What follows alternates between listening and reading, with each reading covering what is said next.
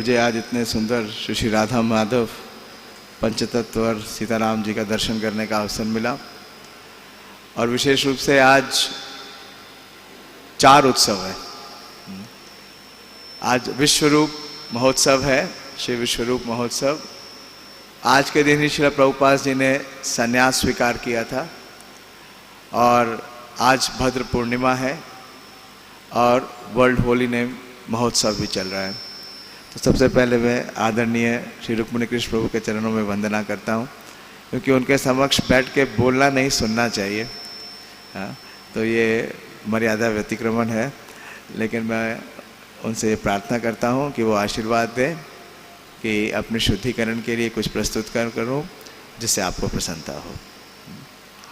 श्री श्री राधा माधव ललिता विशाखा जू की जय। श्री श्री सीताराम लक्ष्मण हनुमान की जय। श्री श्री पंचतत्व की जय। श्रील प्रभुपाद की जय। एक भजन गाएंगे पहले श्रील भक्ति विनोद ठाकुर का, जो नाम की महिमा पे है, और फिर इन चारों उत्सवों पे जितना समय अलाउ करेगा उतना थोड़ा चर्चा करने का प्रयास करेंगे। जीव जागो, जीव जागो, गौरा चंद्र बोले, जीव जागो।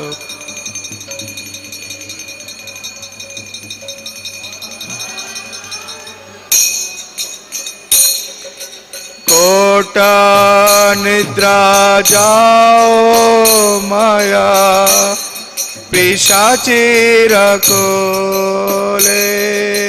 कोटा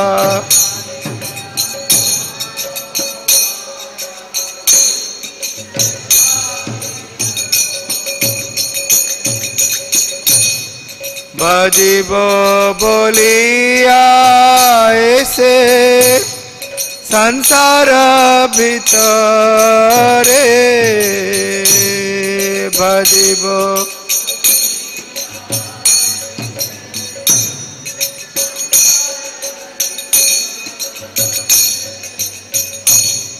भूलिया रहिलो तुमी अविद्यार भारे।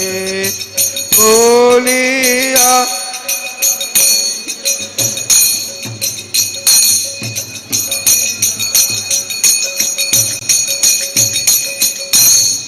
তোমার লইতে আমি হইনু অবতার।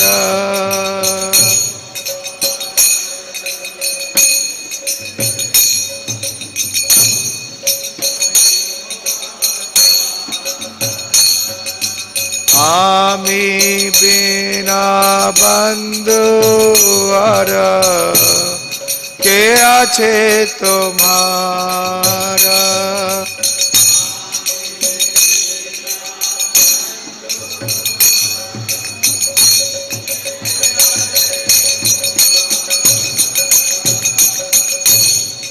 এনেছে ঔষধি মায়া নাশিবার লাগি।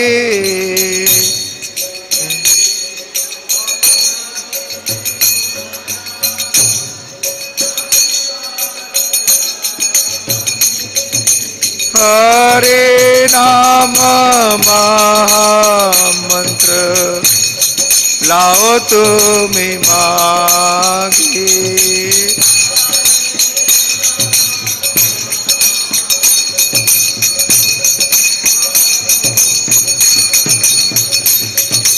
हरे नाम महामंत्र लाओ तुमी मागी।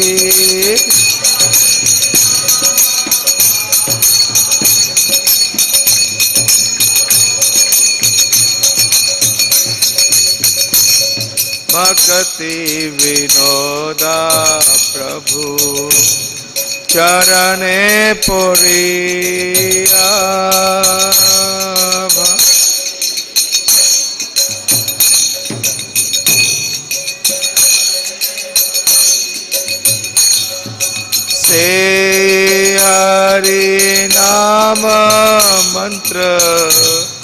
लायलो परी मांगिया से हरि नाम मंत्र लायलो मांगिया जीव जागो गोरा चंद्र बोले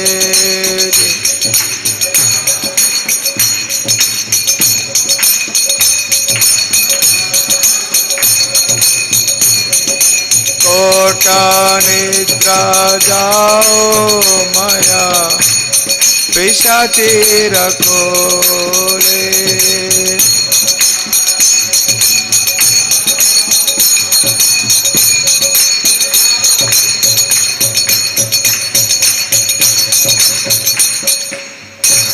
जय ओम विष्णुपाद परमहंस परिवाज का आचार्य अष्टोत्तर षट श्रीमद कृष्ण कृपा श्री मूर्ति अभय चरणारविंद भक्ति वेदांत स्वामी श्री प्रभुपाद की जय।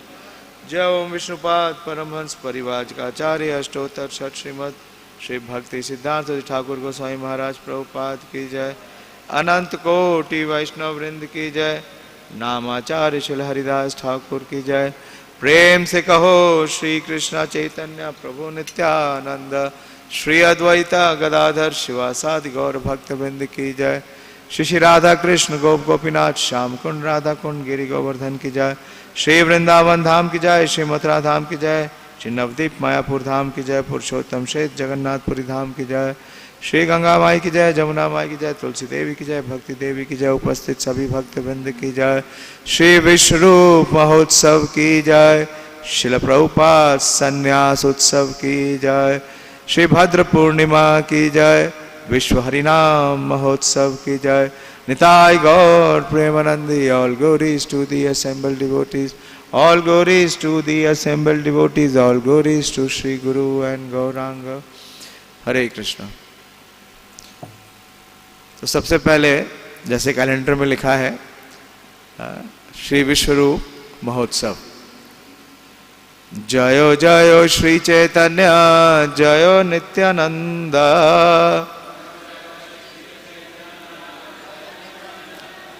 जय गीता चंद्र जय गौर भक्त वृंदा जय द्वैता जयो जयो श्री चैतन्य जयो नित्यानंद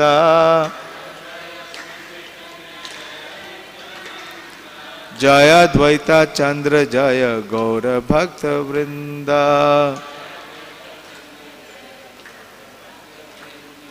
जयो जयो श्री चैतन्य जयो नित्यानंद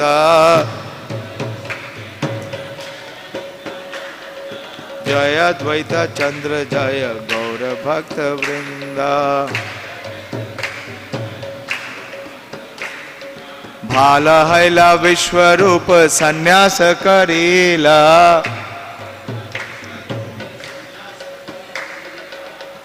पितृकुल मातृकुल दुई उद्धारीला।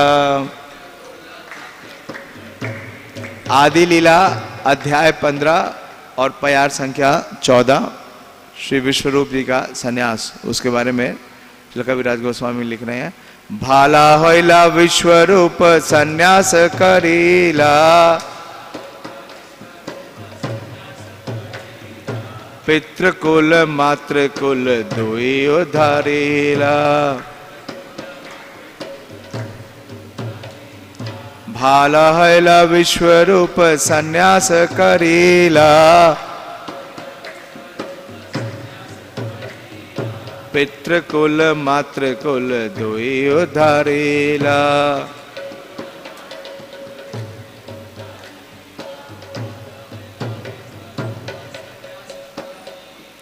भाला हैला विश्वरूप संन्यास करीला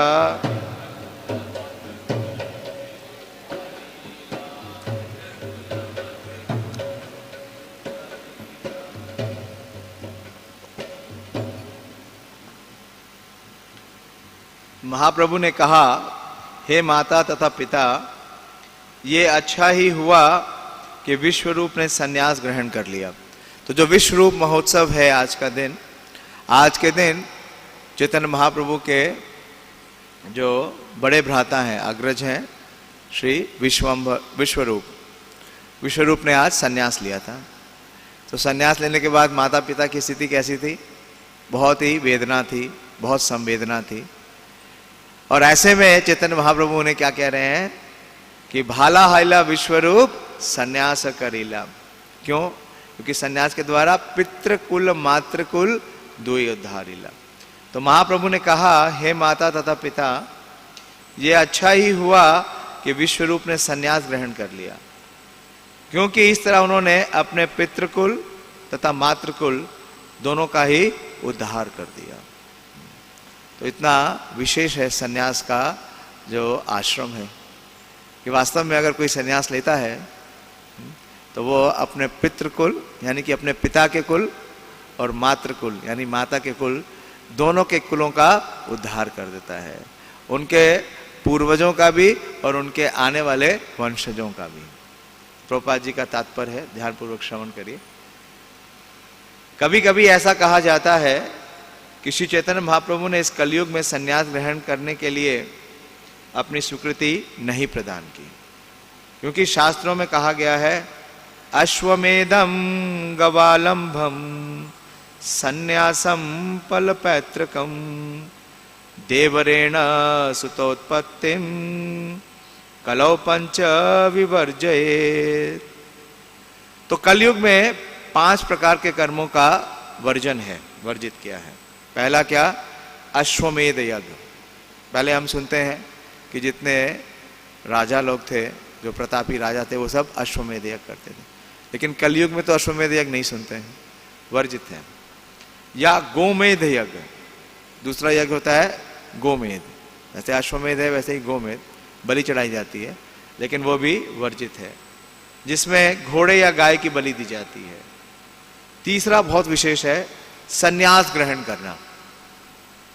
अब सन्यास ग्रहण करना वर्जित है तो महाप्रभु क्यों कह रहे हैं भाला होइला? विश्वरूप ने तो सन्यास ग्रहण किया ही, और महाप्रभु ने स्वयं भी सन्यास ग्रहण किया। तो इसको समझने का प्रयास करेंगे। सन्यास ग्रहण करना, ये तीसरा निषेध है। चौथा, पूर्वजों को मांस की बलि देना। पहले पिंडदान में मांस की बलि दी जाती थी, लेकिन अब वो वर्जित है। और पांचवा, अपने भाई की पत्नी से बच्चे उत्पन्न करना। हम देखते हैं महाभारत में ऐसा हुआ। श्रील व्यासदेव ने धृतराष्ट्र को उत्पन्न किया, पांडवों को उत्पन्न किया। ब्रह्म वैवर्त पुराण कृष्ण जन्म खंड 185 और 180। ऐसा होते हुए भी श्री चैतन्य महाप्रभु ने स्वयं संन्यास लिया और अपने ज्येष्ठ भाई विश्वरूप के संन्यास ग्रहण करने का समर्थन किया। यहां पर स्पष्ट कहा गया है कि भाला हैला विश्वरूप संन्यास करीला पितृकुल मातृकुल दुई उद्धारिला। अतएव ऐसा सोचा जा सकता है कि चैतन्य महाप्रभु ने परस्पर विरोधी वक्तव्य दिए हों?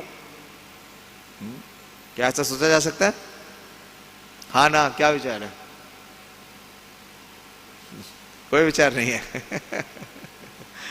प्रभुपाद जी बोलते हैं नहीं, उन्होंने ऐसा नहीं किया। ऐसी संस्कृति की जाती है कि भगवान की सेवा करने के लिए जीवन समर्पित करने हेतु संन्यास ग्रहण करना चाहिए। आगे सुनिए प्रभुपाद जी क्या कहते हैं। और हर व्यक्ति को ऐसा संन्यास लेना चाहिए। प्रभुपाद जी कहां तक बोल रहे हैं? हर व्यक्ति को संन्यास लेना चाहिए, क्योंकि ऐसा करने से मनुष्य अपने मातृकुल और पितृकुल दोनों की सर्वश्रेष्ठ सेवा करता है। किंतु मनुष्य को मायावाद पंथ का संन्यास नहीं स्वीकार करना चाहिए, जिसका व्यवहारिक दृष्टि में कोई भी अर्थ नहीं निकलता। हम अनेक मायावादी सन्यासियों को मात्र सड़कों पर घूमते हुए और अपने को ब्रह्म या नारायण बतलाते हुए देखते हैं। वे सारा समय भीख मांगने में बिताते हैं ताकि अपना भूखा पेट भर सकें। मायावादी सन्यासी इतने पतित हो चुके हैं कि उनका एक वर्ग कुकर सुकर के समान सब कुछ खा जाता है। ऐसे ही गिरे हुए सन्यास की इस युग में मनाही है। वास्तव में श्रील शंकराचार्य ने सन्यास ग्रहण करने के जो नियम बनाए थे वे बहुत कठोर थे, किंतु बाद में तथाकथित मायावादी सन्यासी अपने छंद दर्शन के कारण पतित हो गए, क्योंकि इस दर्शन के अनुसार सन्यास ग्रहण करने से मनुष्य नारायण बन जाता है, इसलिए वर्जित है।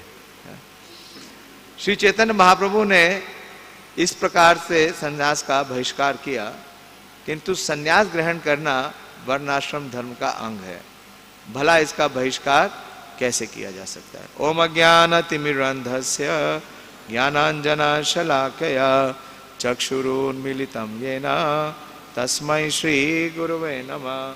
श्री चैतन्य मनोभीष्टं स्थापितं येन भूतले स्वयं रूप कदा मह्यं ददाति स्वपदान्तिकं।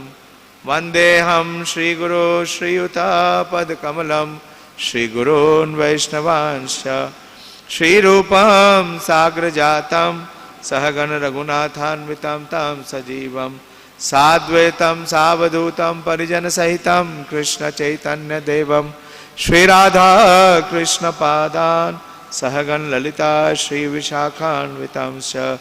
हे कृष्णा करुणा सिंधु दीनबंधु जगतपते गोपेश गोपिका कांत राधा कांत नमस्तुते। ताप्त कांचन गौरांगी राधे वृंदावनेश्वरी वृषभानुसुते देवी प्रणमामि हरिप्रिये। वाञ्छाकल्पतरुभ्यश्च कृपा सिन्धुभ्येव च पतितानां पावनेभ्यो वैष्णवेभ्यो नमो नमः। जय श्री कृष्ण चैतन्य प्रभु नित्यानंद श्री अद्वैत गदाधर शिवासादि गौर भक्त वृंद। हरे कृष्णा कृष्णा कृष्णा हरे हरे, हरे राम राम राम हरे हरे। नमो विष्णुपादाय कृष्ण प्रेष्ठाय भूतले श्रीमते भक्ति वेदांत स्वामिनिति नामिने। नमस्ते सारस्वते देवे गौरवाणी प्रचारिणे निर्विशेष शून्यवादी पाश्चात्य देशतारिणे। हरे कृष्ण। तो श्री जगन्नाथ मिश्र और शची देवी के पहली 8 संतानें, जो कि कन्या के रूप में जिनका आविर्भाव हुआ, प्रकट हुआ, वो सब अपना शरीर धारण नहीं कर सकी और सभी बिल्कुल नवजात अवस्था में ही उन्होंने अपने शरीर का त्याग किया। तो बहुत दुखी थे श्री जगन्नाथ मिश्र और शची देवी। और श्री जगन्नाथ मिश्र अधोक्षक भगवान विष्णु की आराधना करते थे, उपासना करते थे और उनसे पुत्र की कामना करते थे। तो उनके पहले पुत्र के रूप में श्री विश्वरूप का प्राकट्य होता है। और जो श्री विश्वरूप हैं वो बलदेव से अभिन्न है, या बलराम है, या नित्यानंद प्रभु से अभिन्न है। इसके बारे में श्री चैतन्य चरितामृत में वर्णन आया है कि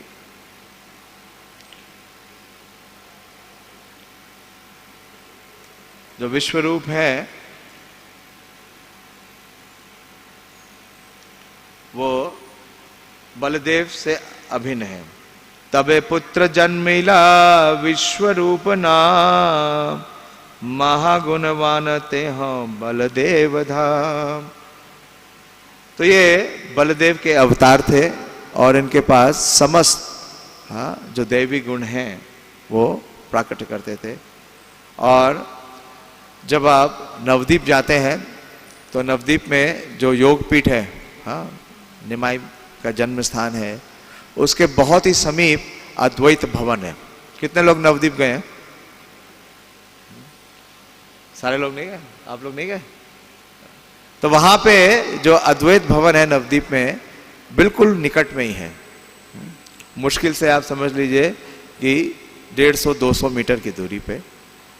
और बाल्यावस्था से ही, जब से विश्वरूप का जन्म हुआ, उन्हें संगत प्राप्त हुई श्री अद्वैत प्रभु की। और वो बाल्यावस्था से ही पूरा समय अद्वैत प्रभु के पास बिताते थे। उनसे श्रीमद् भागवतम और सारे ग्रंथों का श्रवण करते थे, अध्ययन करते थे। और उनके विग्रहों की उपासना करते थे। और जब निमाई प्रकट हुए तो उनकी माता निमाई को भेजती थी कि जाकर के अपने भ्राता को बुला लाऊं। तो इस प्रकार से हम देखते हैं कि दोनों भाइयों के बीच में बहुत परस्पर था, प्रेम था। और केवल 10 वर्ष की अवस्था में ही श्री विश्वरूप ने संन्यास ग्रहण कर लिया। और संन्यास ग्रहण करने के 2 प्रमुख कारण थे। पहला कारण तो यह था कि उनके माता पिता उनके विवाह की चर्चा करने लगे कि उनका विवाह करेंगे, लेकिन विश्वरूप पूर्ण रूप से भगवान की सेवा में समर्पित थे। तो प्रभुपाद जी यही बतला रहे हैं तात्पर्य में कि सन्यास का अर्थ क्या है। सन्यास 2 शब्दों से बना है, सत और न्यास। सत का मतलब है सच्चिदानंद भगवान श्री कृष्ण या भगवान नारायण, और न्यास का मतलब है कि ये भौतिक जगत से विरक्ति। तो भगवान के प्रति आसक्ति, उनकी सेवा में आसक्ति, और संसार से विरक्ति, यही वास्तव में सन्यास है। इसलिए प्रभुपाद जी ने कहा कि हर एक को सन्यास लेना चाहिए, चाहे वो शरीर के रूप में, चाहे वो स्त्री में हो या पुरुष रूप में हो। बड़ा सुंदर वृतांत आता है, जब चैतन्य महाप्रभु ने सन्यास लिया तो उस समय सची माता बहुत द्रवित थी, बहुत रो रही थी। और श्री लोचन दास ठाकुर उसका बड़ा ही सजीव चित्रण करते हैं कि किस प्रकार से निमाई ने माता को मतलब प्रचार किया, उन्हें सांत्वना दी। अब बताते हैं कि नित्यंती पितरा सर्वे नित्यंती च पितामह, कि जो पितृलोक है उसमें सारे नित्यंती पितरा सर्वे, सारे पितृ जो है वो नित्य कर रहे हैं। और नित्यंती च पितामह, और जो 4 फादर्स हैं, पूर्वज हैं, वो सब बहुत नित्य कर रहे हैं। कहाँ? पितृलोक में। क्यों? क्या हो गया? मद्वंशो वैष्णवा जाता, यहाँ उनके वंश में किसका प्राकट हो गया? एक वैष्णव का जन्म हो गया। सेमे त्राता भविष्यति, तो उनको इस बात की पूरी विश्वास है कि भविष्य में वो सारे के सारे क्या हो जाएंगे? उनका उद्धार हो जाएगा। तो महाप्रभु ने कई ऐसे शास्त्रों से उदाहरण प्रस्तुत किए, और महाप्रभु ने कहा कि माता, मैं तो कितने वर्ष के हो गए थे महाप्रभु जब उन्होंने संन्यास लिया? 24 वर्ष के, 23 कंप्लीट हो रहा था। उन्होंने ध्रुव महाराज की कथा सुनाई कि ध्रुव महाराज की अवस्था कितने वर्षों की थी? 5 वर्ष की। और उनकी माता श्री ने ध्रुव महाराज को कहाँ भेजा? वन में जाओ और भगवान की उपासना करो। तो 5 वर्ष के बालक को कौन सी माता वन में भेजेगी जहां पे इतने सारे उग्र जानवर हैं? लेकिन प्रभुपाद जी उसके तात्पर्य में, उस श्लोक के तात्पर्य में लिखते हैं कि जो सुनीति देवी हैं, उन्हें यह दृढ़ विश्वास था हृदय में कि भगवान का जो प्रेम है करोड़ों माताओं के प्रेम से भी बढ़ के है, और जो सुरक्षा भगवान दे सकते हैं वो कोई नहीं दे सकता।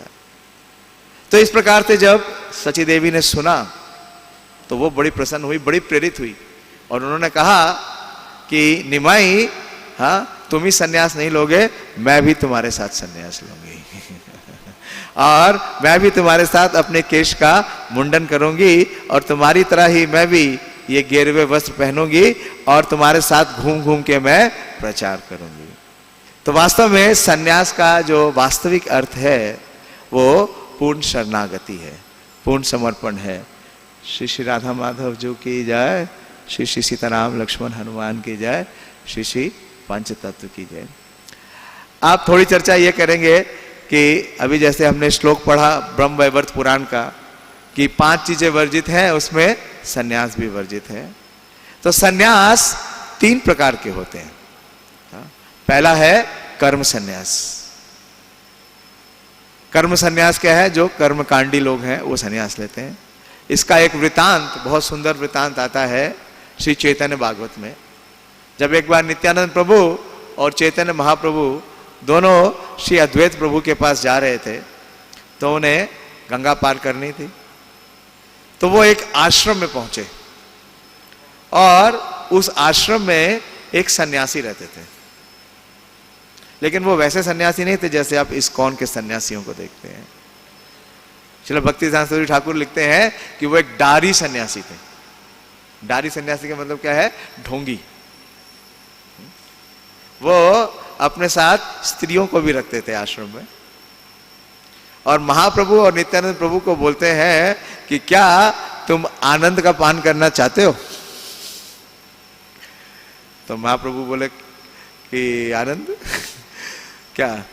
तो वो मदिरा ले आए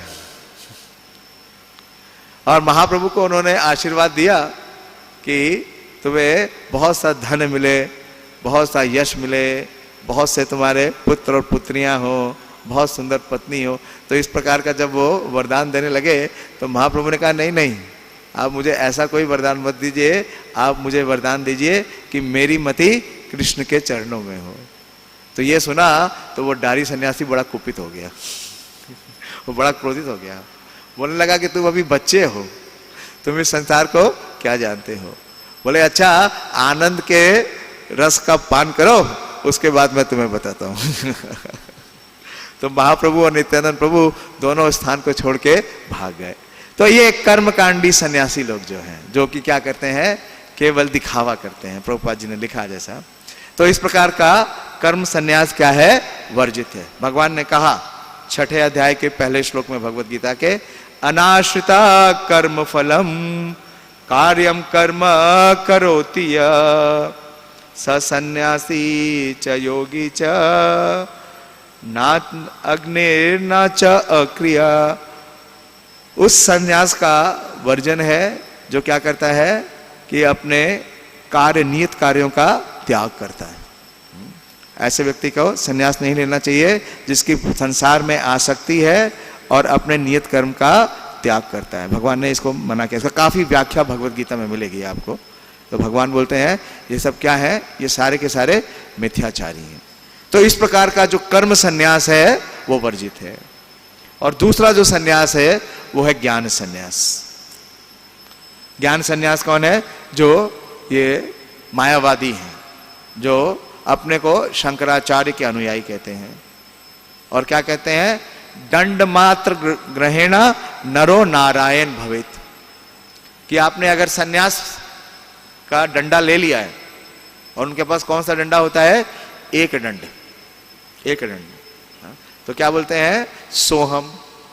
सन्यास लेने मात्र से वो क्या समझते हैं कि जो जीव है वो ईश्वर तत्व के साथ एक हो गया। तो ये क्या है? ये मायावाद सन्यास है। इसकी भी इस कलयुग में क्या है? वर्जित है। तो तीसरा सन्यास कौन सा है जो कि स्वीकृत है? वो है वैष्णव सन्यास, त्रिदंड सन्यास, जिसमें मनसा, वचना और काया तीनों के द्वारा, यानी कि अपने मन के द्वारा, अपनी वाणी के द्वारा और अपनी शरीर के द्वारा आप भगवान को पूर्ण समर्पण करते हैं और उनकी सेवा करते हैं। तो बहुत विशेष दिन है। आज के ही दिन श्रील प्रभुपाद जी ने भी संन्यास ग्रहण किया, विश्वरूप महोत्सव के दिन, और बहुत ही कठिन परिवेश में, बड़ी ही विपरीत परिस्थितियों में। तो हम प्रभुपाद लीलामृत से थोड़ा पाठ आज जरूर करेंगे श्रील प्रभुपाद जी के संन्यास दिवस पे, और जितना समय बचेगा उस पे भद्र पूर्णिमा, हरिनाम और श्रीमद् भागवतम की चर्चा करेंगे। तो प्रभुपाद जी ने अपने जीवन में वानप्रस्थ ले लिया था, और वानप्रस्थ लेने के बाद प्रभुपाद जी ने अपने जीवन को पूर्ण समर्पित किया। वैसे तो प्रभुपाद शुरू से समर्पित हैं। अगर आप देखिए 1922 में श्रील प्रभुपाद जी अपने आध्यात्मिक गुरु श्रील भक्तिसिद्धांत सूरी ठाकुर से पहली बार मिले, और उनसे मिलते ही क्या हुआ कि उन्हें ये निर्देश दिया श्रील भक्तिसिद्धांत सूरी ठाकुर ने कि आप पढ़े लिखे युवक हैं, आपको अंग्रेजी भाषा का अच्छा कमांड है, आप पाश्चात्य देश में चैतन्य महाप्रभु का प्रचार करिए, गौरवाणी प्रचार करिए। उनका प्रचार शुरू हो गया। 1922 में मिले और कुछ दिन मिलने के बाद ही प्रभुपाद जी को कलकत्ता छोड़ना पड़ा। प्रभुपाद जी कहाँ चले गए? इलाहाबाद। और जैसे ही प्रभुपाद जी इलाहाबाद पहुंचे तो श्री भक्तिसिद्धांत सरस्वती ठाकुर के एक सन्यासी शिष्य श्री प्रदीप महाराज वो इलाहाबाद आ गए और अभय बाबू के पास आ गए और बोले कि प्रभुपाद यानी श्री भक्तिसिद्धांत सरस्वती ठाकुर इलाहाबाद में गौड़िया मठ स्थापित करना चाहते हैं। तो प्रभुपाद जी आए थे अपनी दवाइयों का कार्यवाही करने के लिए, लेकिन प्रभुपाद जी किस में लग गए? गौड़िया मठ बनाने में, स्थापित करने में।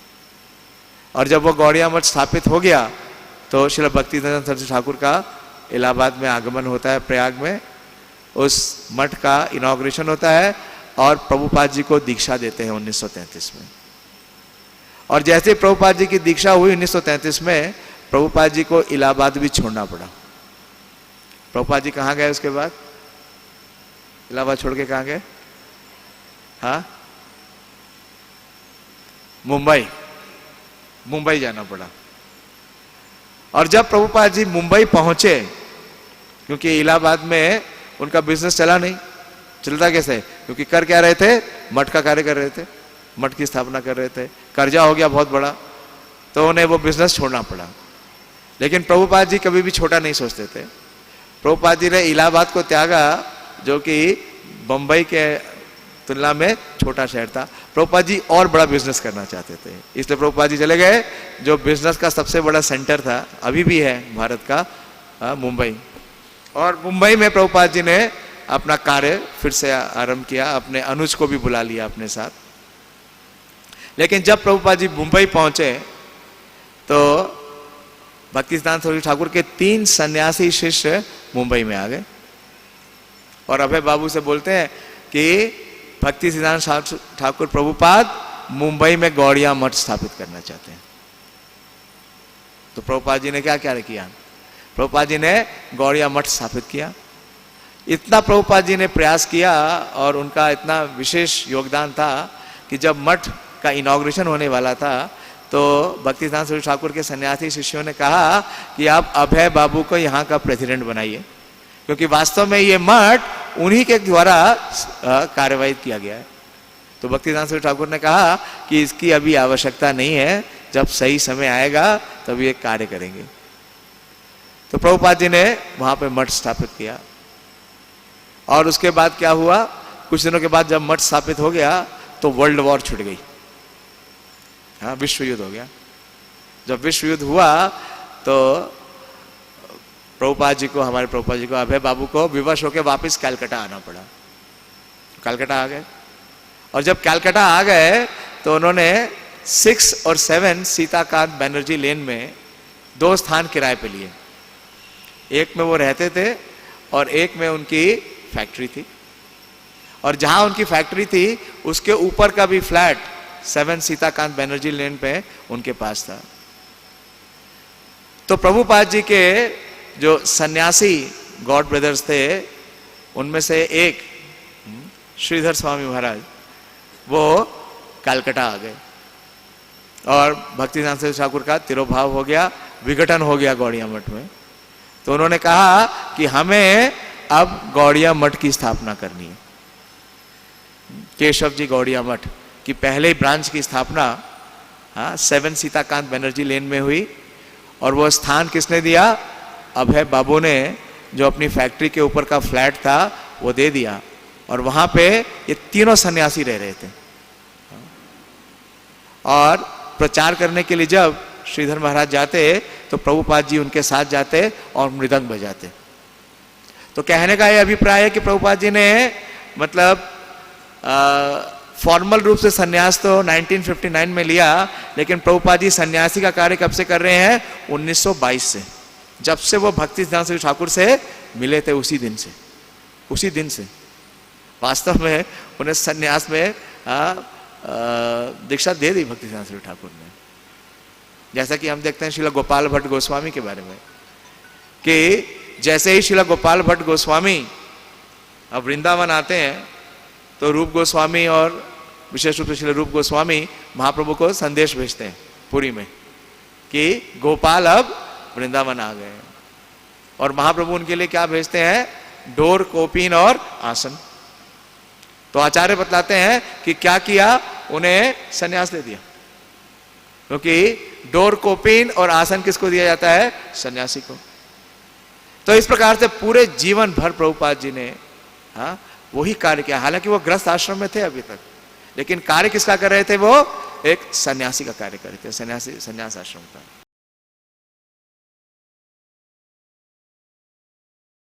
नवंबर 1959 को सवेरे केशव जी मठ की दूसरी मंजिल पर मथुरा में प्रभुपाद जी ने सन्यास लिया।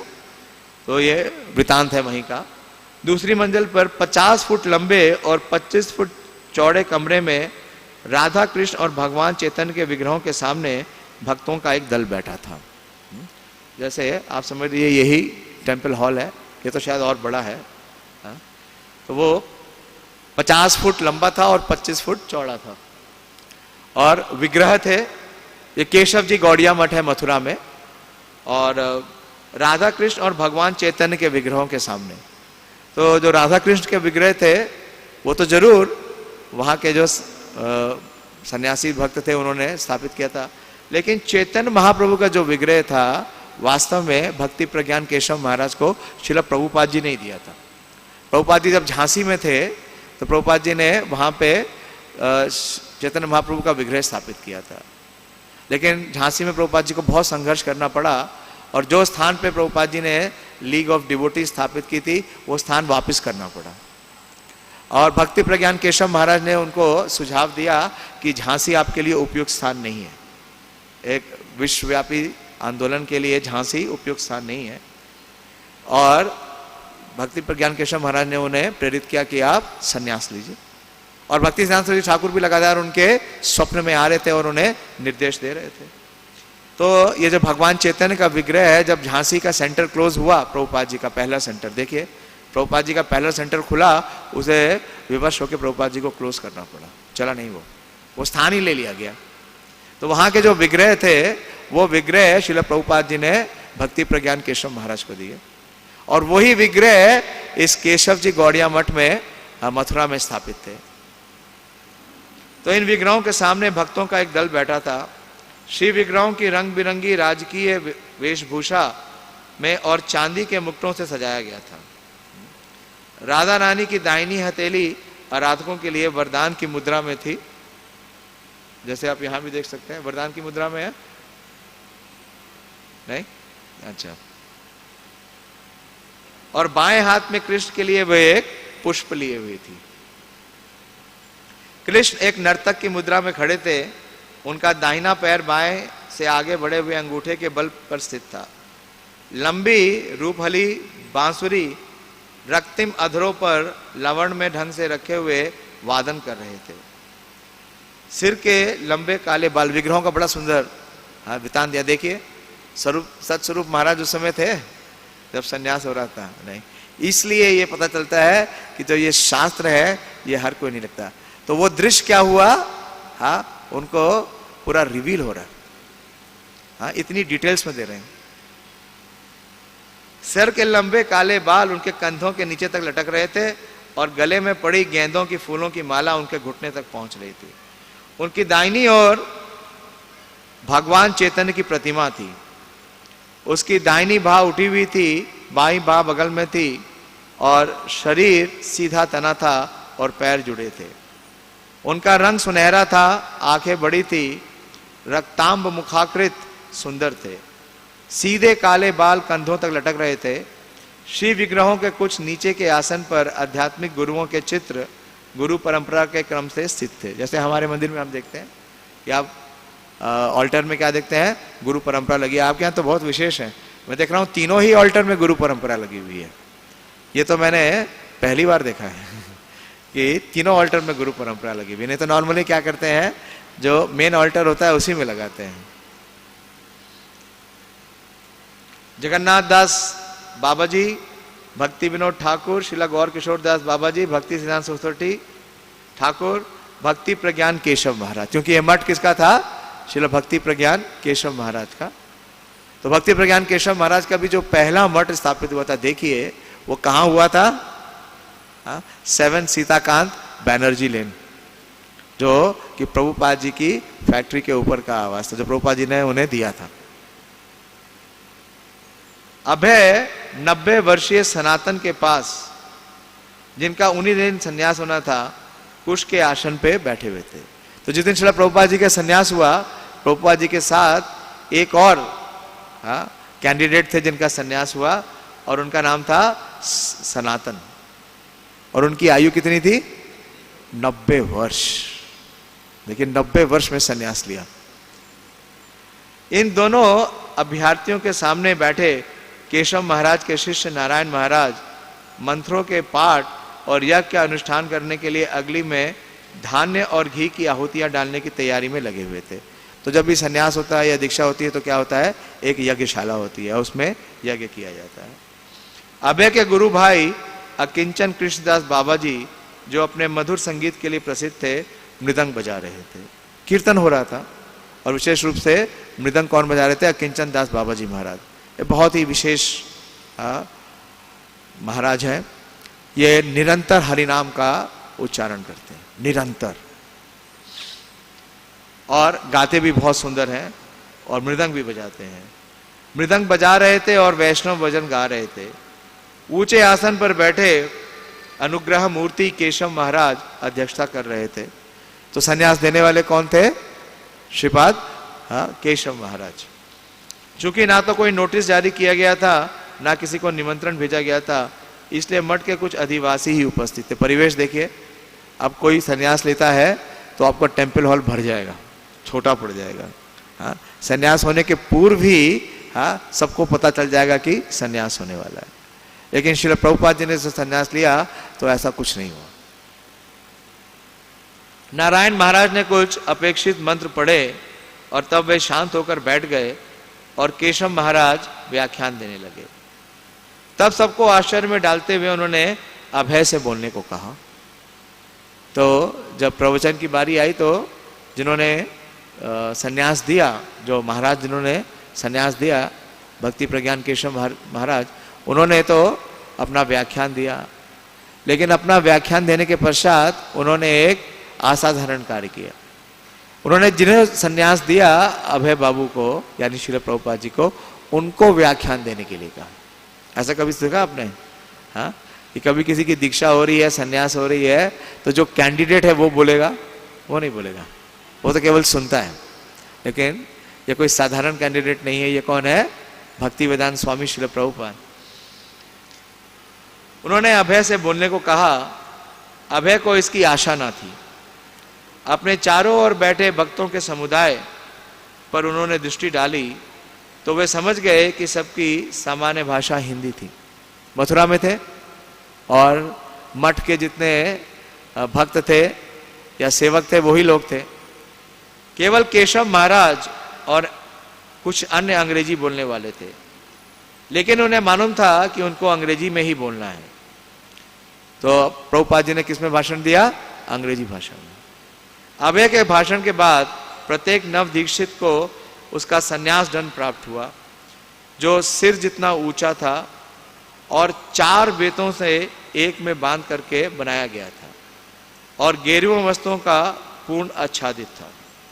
तो आप जानते हैं कि संन्यास के समय क्या मिलता है? संन्यास दंड। हर सन्यासी को संन्यास के वस्त्र दिए गए।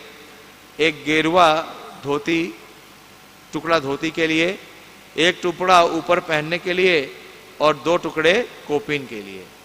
गले में पहनने के लिए उन्हें तुलसी की माला भी मिली, यानी कि कंठी माला, और मिला संन्यास मंत्र। केशव महाराज ने कहा कि आज से अभय का नाम भक्ति वेदांत स्वामी महाराज होगा। श्रील भक्ति वेदांत स्वामी महाराज की जय, श्रील प्रभुपाद की जय। और सनातन का मुनि महाराज। समारोह के पश्चात दोनों नए सन्यासियों का फोटो खींचा गया। ये आप फोटो देखते हैं, बहुत फेमस फोटो है। हाँ, श्रील प्रभुपाद जी सन्यास ले रहे हैं और उनके साथ श्री मुनि महाराज हैं। हाँ? और अपने सन्यास गुरु के अगल बगल में खड़े थे, जबकि गुरु महाराज कुर्सी पर बैठे हुए थे। तो भक्ति प्रज्ञान केशव महाराज बीच में बैठे हैं और दोनों जो सन्यासी हैं वो उनके इर्द गिर्द हैं। केशव महाराज ने अभय पर कोई बंधन नहीं लगाया। उन्होंने उनको केवल प्रोत्साहित करने के लिए कहा कि वे प्रचार में लगे रहे। तब भी अभय को मालूम था कि ऐसी भक्ति वेदांत स्वामी बनने का मतलब ये नहीं है कि वे परिवार, घर और उसकी सुख सुविधा से अपना धंधा छोड़ रहे हैं। ये तो वे 5 वर्ष पूर्व ही कर चुके थे, जब प्रभुपाद जी ने वानप्रस्थ स्वीकार किया। श्वेत वस्त्र छोड़कर गेरुए वस्त्र पहनने और अभय बाबू की जगह भक्ति वेदांत स्वामी महाराज कहलाने का विशेष महत्व उस आदेश में नहीं था जो उन्हें प्राप्त किया। उनकी प्रतिबद्धता जो अटल थी, जो अब समय आने ही वाला था जब भक्ति वेदांत स्वामी पश्चिम की यात्रा पर जाएंगे, जैसा भक्ति वेदांत स्वामी ठाकुर का आदेश था। यह उनके सन्यास के नए पद पर उनकी यह उपलब्धि होगी। तो इस प्रकार से श्रील प्रभुपाद जी ने आज सन्यास किया और सन्यास लेने के पश्चात प्रभुपाद जी ने क्या किया कि जो अपना प्रचार कार्य है उसको बहुत प्रखर किया। और कुछ ही समय बाद 1965 में प्रभुपाद जी ने अपने इस मिशन का पदार्पण किया, जब वो जलदूत द्वारा अमेरिका के लिए रवाना हुए। और आज भद्र पूर्णिमा भी है। हाँ, भद्र पूर्णिमा आप देखिए, श्रावण पूर्णिमा यानी बलराम पूर्णिमा से लेकर के भद्र पूर्णिमा तक, ये अगर आप पूरा एक महीना देखें 30 दिनों का, तो बहुत विशेष है। क्या हुआ, इन 30 दिनों में इतने बड़े बड़े उत्सव हुए, इतने फेस्टिवल्स हुए। तो ये जो मंथ है ये फेस्टिवल्स का मंथ है। हाँ? पहले गौर पूर्णिमा यानी कि बलराम जयंती, और उस दिन भगवान का जो झूलन उत्सव है उसका भी समापन हुआ। उसके बाद सबसे बड़ा उत्सव आया, उत्सवों का सम्राट श्री कृष्ण जन्माष्टमी उत्सव। उसके बाद श्रील प्रभुपाद जी का आविर्भाव, उसके बाद गुरु महाराज का आविर्भाव, उसके बाद राधा अष्टमी उत्सव, और अभी पिछले 4 दिन से 3 दिन से लगातार उत्सव हो रहा है। कल श्रील हरिदास ठाकुर का तिरुभाव था, उससे पूर्व के एक दिन में श्रील भक्ति विनोद ठाकुर का आविर्भाव था। तो लगातार उत्सव चल रहे हैं। और विश्व हरिनाम उत्सव इसलिए बोला जाता है कि श्रील हरिदास ठाकुर के जो तिरुभाव है उस दिन से लेके और श्रील प्रभुपाद जी का जो पदार्पण है अमेरिका में, 24 तारीख को श्रील प्रभुपाद जी का अराइवल डेट है यूएसए में। क्योंकि चैतन्य महाप्रभु के आविर्भाव का जो प्रयोजन है, जो कारण है, वो है नाम संकीर्तन। और वो नाम संकीर्तन महाप्रभु ने कहा कि पृथ्वी त्याचे यथो नगर आदि ग्राम सर्वत्र प्रचार होई बे मोरा नाम। लेकिन ये भविष्यवाणी जब तक प्रभुपाद जी अमेरिका नहीं पहुंचे तब तक सबको बड़ा डाउट हो रहा था कि ये कभी सच भी होगी या नहीं। तो वास्तव में प्रभुपाद जी ने महाप्रभु के आने का जो प्रयोजन था उसे सिद्ध किया अमेरिका पहुंच के।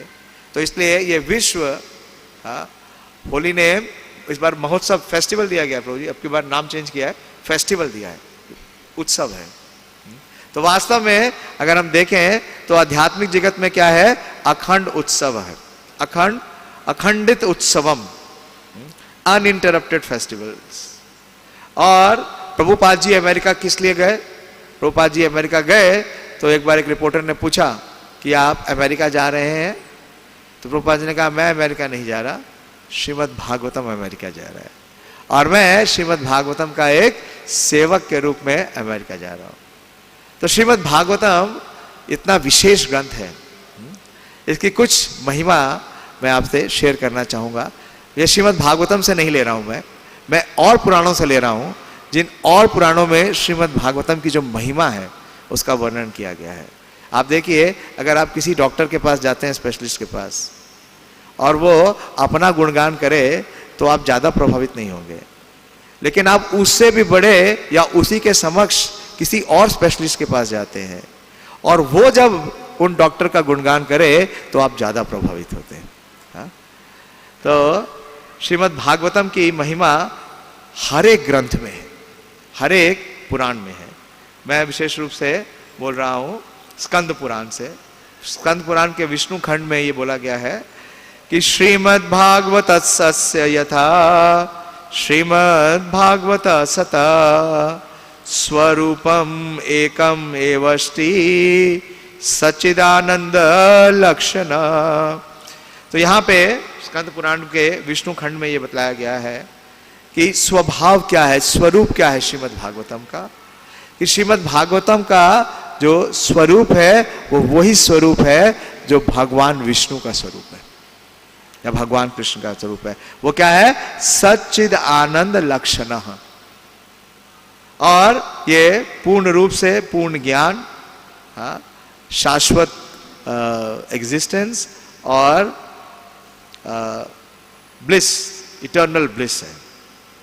और पद्म पुराण के उत्तरखंड में क्या, तो अगर आप श्रीमद् भागवतम का अध्ययन करते हैं तो आपको भी क्या स्वरूप प्राप्त हो सकता है? सच्चिदानंद स्वरूप, वही स्वरूप प्राप्त हो सकता है। हाँ? भगवान कहते हैं कि जो जीव है, God made humans in his own image. Bible में हम सुनते हैं कि भगवान ने अपने ही स्वरूप में मनुष्यों की रचना की। और यही जो सिद्धांत है, श्री कृष्णदास कविराज गोस्वामी भी बोलते हैं कि कृष्ण का यते का खेला सर्वोत्तम नर लीला, नर वपु तहार स्वरूपा। कि भगवान का जो स्वरूप क्या है वो नर वपु ही है। हाँ? नर वपु नहीं है, ह्यूमन लाइक है, ह्यूमन लाइक है। तो ह्यूमन लाइक फॉर्म में जो परफेक्शन है वो क्या है? सच्चिदानंद को प्राप्त करना। और सो आप कैसे प्राप्त कर सकते हैं? जब आप श्रीमद् भागवतम के संपर्क में आते हैं, क्योंकि श्रीमद् भागवतम का वही स्वरूप है और जो उसके कनेक्शन में आएगा उसे वो स्वरूप प्राप्त होगा। श्रीमद् भागवता आख्योयम प्रत्यक्ष कृष्ण एव ही। अब पद्म पुराण उससे भी आगे जाता है। पद्म पुराण में यह वर्णन आता है कि श्रीमद् भागवतो आख्योयम प्रत्यक्ष कृष्ण एव ही। कि श्रीमद् भागवत क्या है? प्रत्यक्ष रूप से भगवान श्री कृष्ण का प्राकट्य है। अभिन्न है श्रीमद् भागवतम भगवान श्री कृष्ण से। Without a doubt Shrimad Bhagavatam is directly Lord Shri Krishna. अब इसको कैसे समझे? हाँ? हम तो ग्रंथ के रूप में देखते हैं श्रीमद् भागवतम को, और पद्म पुराण कह रहा है कि वो साक्षात प्रत्यक्ष श्रीमद् भागवतम कृष्ण है। तो इसका भी पद्म पुराण में बड़ा सुंदर वर्णन आता है। बड़ा फेमस श्लोक है, आपने सुना होगा, पादो यदियो प्रथमो द्वितीयम। कि जो श्रीमद् भागवतम के जो पहले दो स्कंद हैं वो भगवान के कमल रूपी दोनों चरण है। तृतीया तुर्यम कथितम यद उरु। और जो तीसरा और चौथा स्कंद है, तृतीया और तुर्यम, तृतीया का मतलब है तीसरा और तुर्यम का मतलब है चौथा। कथितम ऐसा कहा गया है, यद उरु, उरु का मतलब है जांघें। तो तीसरा और चौथा स्कंद क्या है? भगवान की सुंदर जांघें हैं। नाभिस तथा पंचमा एवा। और भगवान की जो कमल नाभ है, नमो पंकज नाभाया नमो पंकज मालिने। तो भगवान की जो कमल नाभ है, जो पद्मनाभ है, वो पांचवा स्कंद है। षष्ठो भुजांतरम। और जो छठा स्कंद है वो भगवान का वक्षस्थल है, वक्षस्थल है, भुजांतरम। भुजांतरा मतलब होता है टॉर्सो, कि पेट के ऊपर से और गर्दन के नीचे तक। तो जो वक्षस्थल है ये भगवान का भुजांतरा है, ये छठा स्कंद है। और भगवान की जो दोनों भुजाएं हैं वो सातवां और आठवां स्कंद है। और जो भगवान का कंठ है वो 9वां अध्याय है। और 10वां स्कंद क्या है? भगवान का सुंदर मुखारविंद। और एकादशो यश ललाट पट्टम। और एकादश अध्याय क्या है? भगवान का जो ललाट है। और शिरो अपितो द्वादश एव भटी। और भगवान का जो सिर है वो 12वां स्कंद है। तो इस प्रकार से हम देख सकते हैं कि पूरी तरीके से श्रीमद् भागवतम क्या है? भगवान से अभिन्न है। तमादिदेवम करुणानिधानम तमाल वर्णम सुहितावतारम अपार संसार समुद्र से तुम भजामहे भागवता स्वरूपा। तो भागवत क्या है? भगवान का ही स्वरूप है। और भगवान ने ये भागवत क्यों दी, ये भागवत का प्राकट्य क्यों हुआ है कि अपार संसार समुद्र से तो, कि इस भव सागर में जितने भी जीव विशेष रूप से जो मनुष्य योनि में है उनका उद्धार करने के लिए ये श्रीमद् भागवतम का उदय हुआ है। और आगे वर्णन आता है कि अगर किसी के घर में श्रीमद् भागवतम नहीं है, मैं उम्मीद करता हूं कि यहां सबके घर में श्रीमद् भागवतम होगी, अगर जिसके घर में श्रीमद् भागवतम नहीं है ना तो वो इस श्लोक को जरूर समझ ले। क्या वर्णन किया गया है कि षटशो अथ सहस्राणि च किम अन्य शास्त्र समाग्रह, कि अगर आपके पास सैकड़ों शास्त्र हैं या हजारों भी ग्रंथ हैं, च किम अन्य, उनके होने का लाभ क्या है। अगर आपके पास इतना समाग्रह है, इतना आपने संचित किया है, ना यस्य तिष्ठते गेहे शास्त्रम भागवतम कलौ, लेकिन अगर आपके पास कलयुग में शास्त्रम भागवतम नहीं है तो फिर आपके पास शास्त्र होने का कोई लाभ नहीं है। चलिए यहां तक तो मान लिया कि हमारे पास शास्त्र नहीं है, अगर भागवतम नहीं है तो शास्त्र नहीं है, विशेष रूप से कलों में। लेकिन उसके आगे उससे ज्यादा गहरा वर्णन है, कथम स वैष्णवो ज्ञेया शास्त्रम भागवतम कलौ, तो जो व्यक्ति जिससे घर में ग्रंथ भागवतम नहीं है वो निश्चित रूप से वैष्णव नहीं है।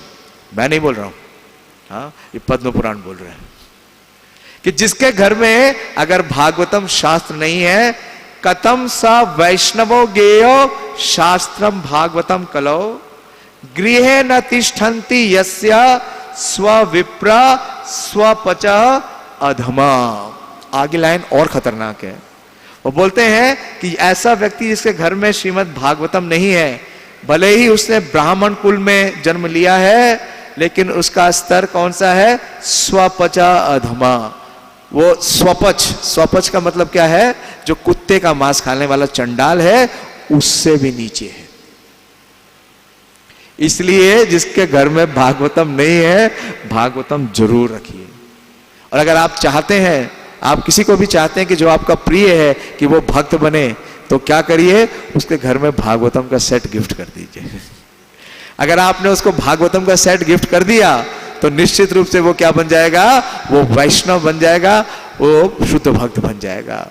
और जो महिमा आज के दिन भागवतम देने की है उसका तो क्या वर्णन करना, क्योंकि आज के दिन तो भद्र पूर्णिमा है, तो आपको साक्षात भगवान कृष्ण का प्रेम प्राप्त हो जाएगा।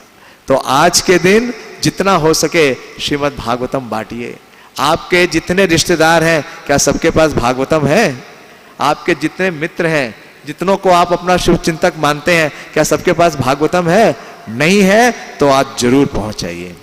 ऐसा करने से आपकी भक्ति में प्रगति होगी, और वो जो भक्ति के लिए जरा भी रुचि नहीं रखते वो भी भक्त बन जाएंगे।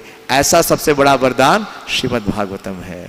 श्रीमद् भागवतम महापुराण की जय, शिल प्रभुपाद की जय, उपस्थित सभी भक्त वृंद की जय। निताय गौर प्रेमानंदी, हरि हरि बोल। मैं यही समाप्त करता हूँ। प्रभु जी उपस्थित है, वो कुछ हमें मार्गदर्शन दे सकते हैं, कुछ बताना चाहें। हरे कृष्णा। अगर आपका किसी का कोई प्रश्न है या जिज्ञासा है। जी प्रभु, एक और माइक है क्या हमारे पास? हरे कृष्णा प्रभु जी, दंडोत प्रणाम। हरे कृष्णा प्रभु जी, जैसे आप कह रहे हैं कि श्रीमद् भागवतम हर घर में होनी चाहिए, आज सौभाग्य है कि मैं किसी को श्रीमद् भागवतम दे पा रहा हूँ। अभी आने वाले सेक्शन को ज्वाइन करवाया था, तो जैसे हम पढ़ नहीं पाते प्रभु जी, रखा तो है लेकिन पढ़ नहीं पाते, तो इसमें अपराध लगता है क्या? प्रभुपाद जी ने कहा कि मेरी पुस्तकें क्या है, टाइम बॉम्ब, टाइम बॉम्ब है। मैं आपको अपने एक ब्रह्मचारी मित्र की कथा सुनाता हूं। उसकी माता जब अविवाहिता थी तब उन्होंने प्रभुपाद जी की भगवत गीता ली, तो जब तक वो अविवाहित रही उन्होंने कभी खोल के पढ़ी नहीं। विवाह हो गया तो उनके माता पिता ने कहा कि तू जा रही है ये भी ले जा, हमारे पास मत छोड़ के जा, ले जा। तो वो भगवत गीता लेके अपने ससुराल आ गई। हाँ, फिर हाँ मतलब गृहस्थी का जीवन आगे बढ़ा, उनको संतान उत्पत्ति हुई और उनका जो दूसरा संतान था वो पुत्र हुआ। वो पुत्र जब स्कूल में आया तब उसने वो पुस्तक खोली और वो आज ब्रह्मचारी है और उसके माता पिता दोनों दीक्षित हैं, दोनों 16 माला करते हैं। ठीक है, तो अपराध कैसे है, कल्याण हुआ ना। आज हम यही चर्चा कर रहे थे।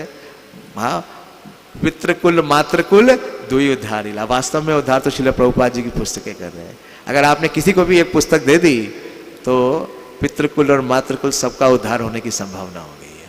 तो आप सबसे बड़ा उपकार कर रहे हैं, सबसे बड़ा कल्याण कर रहे हैं, इसमें अपराध नहीं है। हाँ, बिल्कुल निश्चित होकर पूरे विश्वास के साथ जितना हो सके भागवतम का, भगवत गीता का वितरण करिए। हरे कृष्ण। हरे कृष्ण। हरे कृष्ण। पीछे माता जी का हरे कृष्ण। अच्छा, माइक आने दीजिए, सब सुन सकेंगे। हरे कृष्णा प्रभु जी। हरे कृष्ण। इसमें गुरु महाराज गोपाल कृष्ण गोस्वामी महाराज कहते थे कि सिर्फ चाहे एक श्लोक डेली का पढ़ो, पर एक श्लोक भी अगर आप घर में पढ़ लेते हैं तो आपके घर में भागवतम का मतलब पूजा हो रहा है रोज, तो इतना भी काफी है कि एक श्लोक तो हम 5-10 मिनट लगते हैं वो कर सकते हैं। हरे कृष्ण। हाँ, बहुत अच्छा, बिल्कुल सही कह रही हैं आप। तो उसके लिए पहले भागवतम तो होनी पड़ेगी ना। जी हाँ, जी। तो जिन लोगों के पास भागवतम नहीं है उन्हें भागवतम कौन पहुंचाएगा, ये किसकी जिम्मेदारी है? हम लोगों की जिम्मेवारी है। तो प्लीज आज जितना हो सके, आज तो विशेष वरदान है। हाँ, प्रभु जी मैं बुक डिस्ट्रीब्यूशन करती हूँ। बहुत अच्छा, धन्यवाद। अभी भी देखो बुक्स। धन्यवाद धन्यवाद। हरे कृष्ण।